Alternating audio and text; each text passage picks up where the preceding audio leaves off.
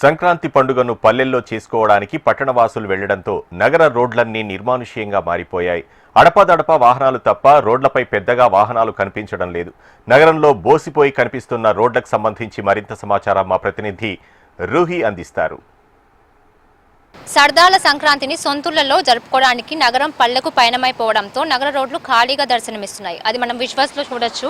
సాధారణంగా హైదరాబాద్ నగర రోడ్లు నిమిషం ఖాళీగా కనిపించడం గగనమే. ఎప్పుడు విద్యాలయాలకు వెళ్తున్న విద్యార్థులు, ఉద్యోగాలకు వెళ్తున్న ఉద్యోగులతో రద్దీగా ఉండే రోడ్లు ఇప్పుడు మాత్రం వాహనాలు లేక వెలవెలబోతున్నాయి.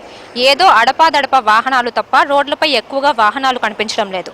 విద్యార్థులకు 10వ తేదీ నుండి సెలవులు రావడం, శని ఆదివారాలు కూడా కలిసి రావడంతో గడిచిన శుక్రవారం సాయంత్రం నుండే సొంతూళ్లకు వెళ్లడంతో నగరం బోసిపోయింది.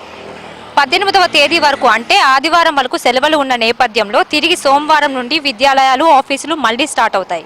అప్పటి వరకు నగర రోడ్లు వాహనాల రద్దీ లేకుండా ప్రశాంతంగా కనిపిస్తున్నాయి. ఇక రోడ్లపై పెద్దగా వాహనాలు లేకపోవడంతో ట్రాఫిక్ జామ్ సమస్యలు కూడా లేకుండా నగరంలో ఉన్నవారు సాఫీగా ప్రయాణాలు కొనసాగిస్తున్నారు. హైదరాబాద్ నగరం సగం పల్లెకు తరలిపోవడంతో రోడ్లపై పెద్దగా జనాలు కూడా కనిపించడం లేదు. ఎటువైపు చూసినా నిర్మానుష్యమైన రోడ్లు దర్శనమిస్తున్నాయి. సాధారణ రోజుల్లో ఎటు చూసినా జనాలతో రద్దీగా ఉండే రోడ్లు ఇప్పుడు ఖాళీగా కనిపిస్తున్నాయి. రానున్న ఆదివారం వరకు నగరంలో ఇదే పరిస్థితి కొనసాగే అవకాశం ఉంది.